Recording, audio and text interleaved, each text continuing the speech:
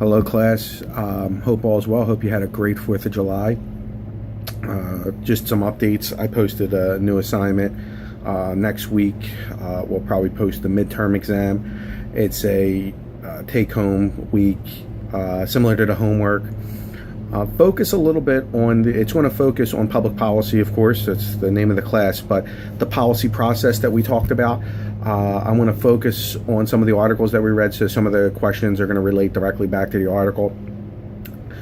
From the homework, the most recent homework on the Affordable Care Act,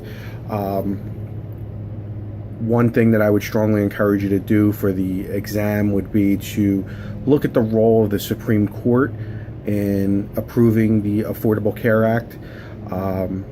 I think that's really important. That's why I posted a couple articles. The Roberts Court, and again, the Supreme Court, when a decision is made, always goes by the Chief Justice's name. So it's known as the Roberts Court decision on the Affordable Care Act.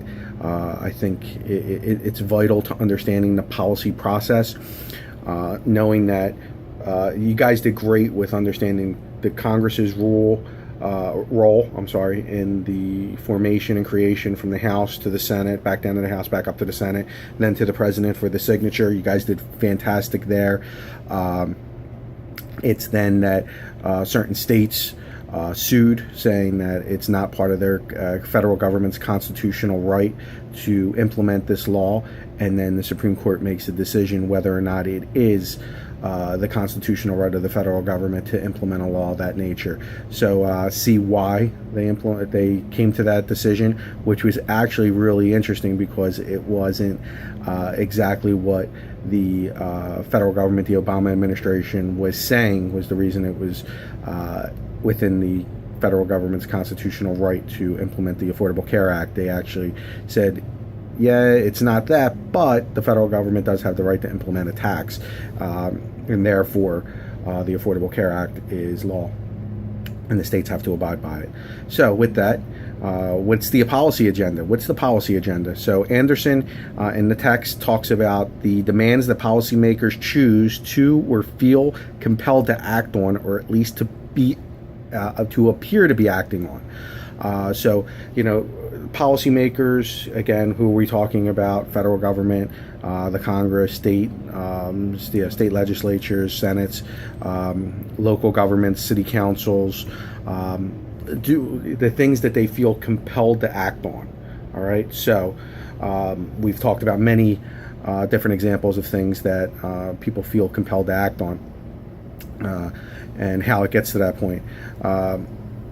So there's thousands of things that the federal government or the state governments could be acting on, but only a few items get to the agenda, only a few things.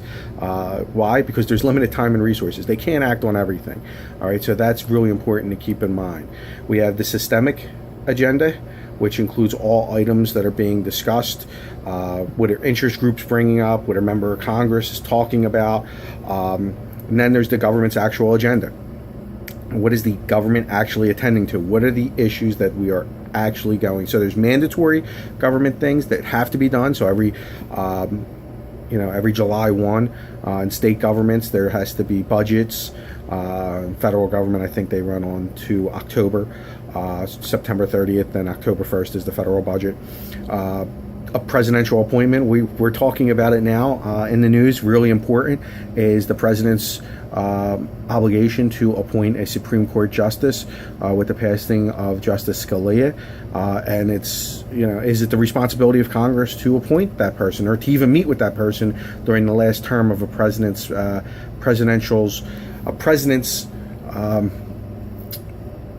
4 years? So it's his last year in office. So does the Senate have to sit down and meet with the person?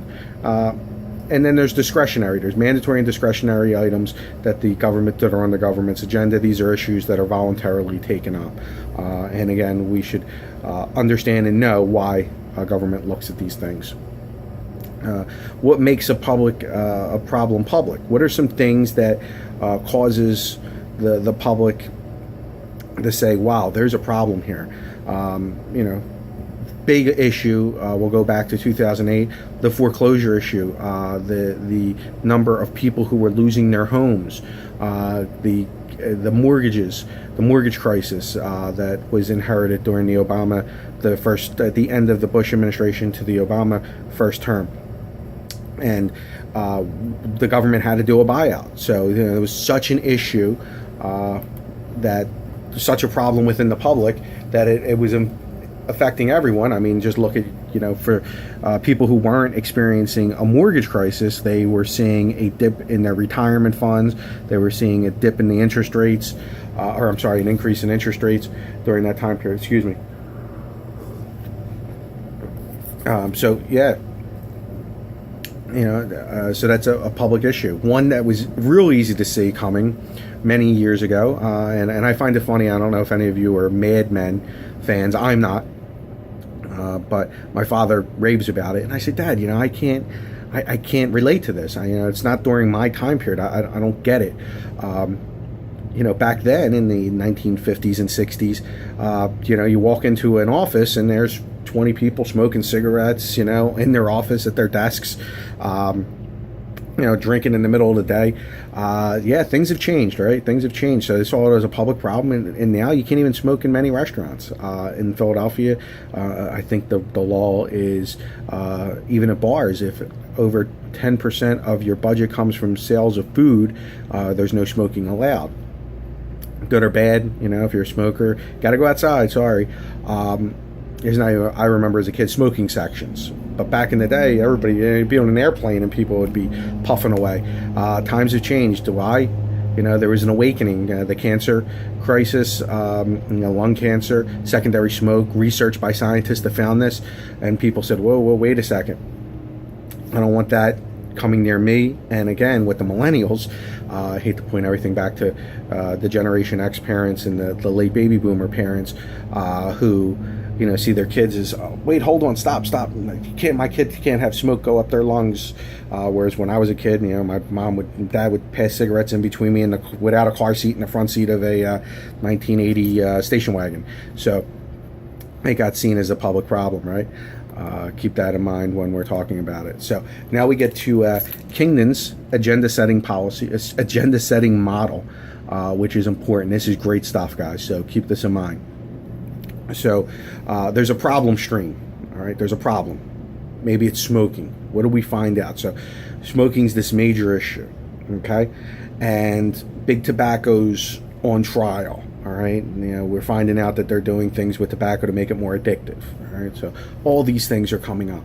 So all of a sudden, the policy window pops open, and we have this problem. All right, with the amount of people getting cancer. What are the things that nobody wants this to begin with?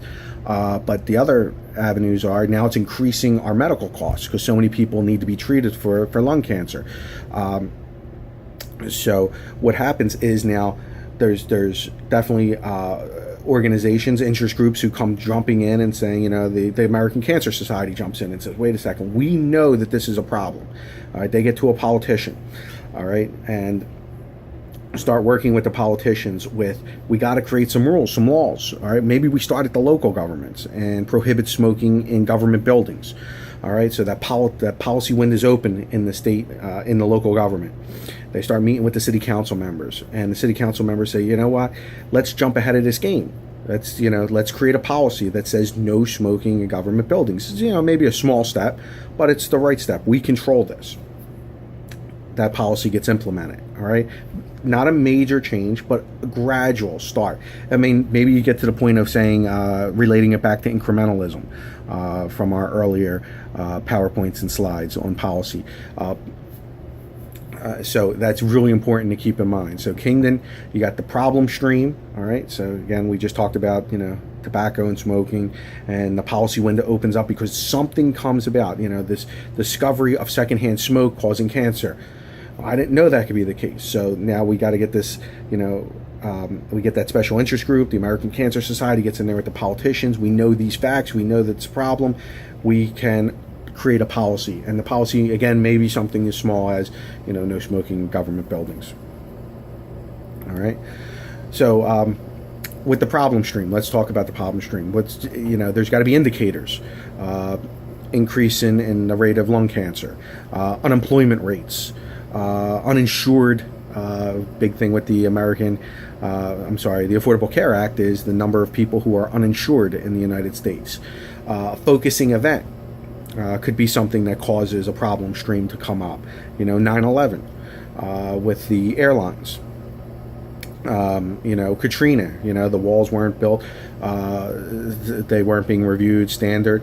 The collapse of the financial markets during the 2008, the mortgage crisis. So there has to be indicators, there could be focusing events, and then there's feedback. There could be feedback from programs. Hey, this isn't working. All right, what we're trying to implement, the bureaucrats come up and say, this isn't working, what we're doing. We need to change. And that information comes out to the public. The public says, or the special interest groups come up and say, they're telling us it's not working. We need to make some changes. All right, citizens come out, they start voting people out. All right, so you'll see, political power will shift. All right, politics stream. So what changes politics perceive a problem should be addressed? What makes it? So the problem stream comes up. All right, we talked about those. But what are some other things? You have the electoral advantage. The Affordable Care Act, we just talked about it. Would that have been passed if the Republicans were in control of the House and Senate? All right. Change in the national mood. All right. All of a sudden, we're becoming more health conscious. So then the secondhand smoke becomes more of an issue. Interest groups press or demand the issue. A good one for this is Mothers Against Drunk Driving. If you ever want to research an interest group that's really powerful, is Mothers Against Drunk Driving, and keeping the speed limit down to 55 miles an hour in most areas, keeping the drinking age at 21. National moods and elections coming together at the same time. The national mood of something, you're hearing all these stats about uninsured. The election takes place. We're talking about health insurance, people without health insurance, mandating health insurance, universal health care, and all of a sudden we get the Affordable Care Act. Perfect example of how the Kingdon model comes into play and works at a very large scale, by the way. Policy stream. What should be done about the problem? Okay. Try and find an audience that is interested in it. Match your policies to the events. Usually experts know there's a problem well before it gets to the public. So, getting the experts involved, they know that especially the mortgage crisis, if you haven't seen, I think it's The Big Short, very good film. But the experts knew well in advance that this market, the mortgage, the interest, in the 2007 period was a bubble waiting to be popped, and when it would cause a disaster. So sometimes the excerpts aren't being heard. I hate to touch on a touchy subject, but one area in that would be climate change, whether it's man-made or not. The scientists have been telling us, the experts have been telling us that there's a real problem here with climate change, and to date, not much has been done to address the issue of of climate change. So that's one to keep your eye on in the future. The policy window, it's going to close, all right? So you have to get it through there as quickly as possible. It's the opportunity to pass legislation, all right? So that policy window opens. As a group, you have to work. The Iron Triangle comes into effect. Those groups working together, something gets passed out. Driven by a problem stream, political stream, window can be closed pretty quickly, so you want to keep that in mind. All right, so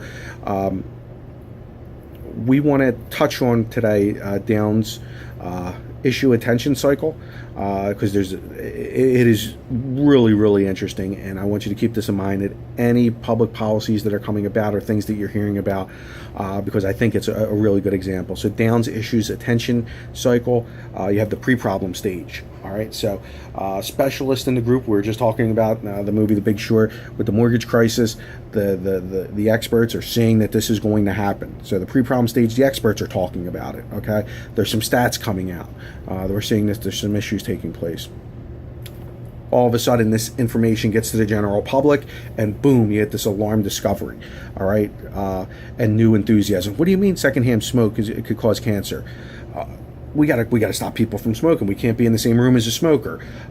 So you'll go from pre-problem stage to that alarm discovery, new enthusiasm. So now the public's involved. Realization of the cost of significant progress. Well, smokers, yep, we're going to have to stop you from smoking in hall or rooms. How are we going to pay for some of the programs to treat these cans? Well, we'll tax cigarettes at a really high level.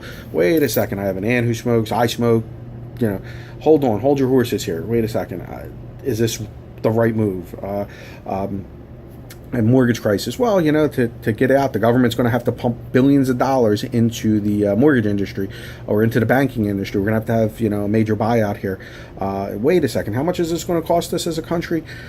So people then start realizing the cost of significant progress. So maybe it's not as much change. I think a good example was doing the smoking at the local level. Okay, well, we'll start with the government buildings.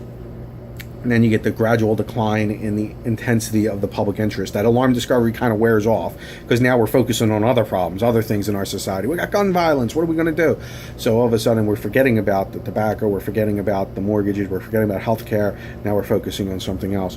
And at that point, the Iron Triangle will come into play and something will get passed, but it's kind of outside the realm of the interest of the general public. Post-problem stage, out of the public view.